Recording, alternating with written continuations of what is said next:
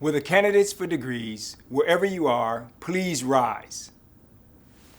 Mr. President, all candidates before me and others who cannot be present but whose achievement is being recorded officially by the university, having completed the requirements for their respective degrees, are herewith recommended by the faculty of the university for the conferral of their degrees.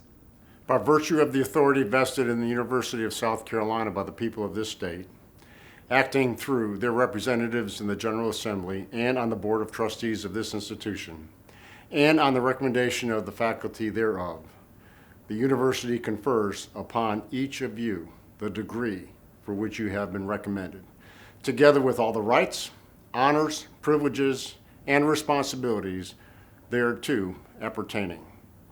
Class of 2020, congratulations.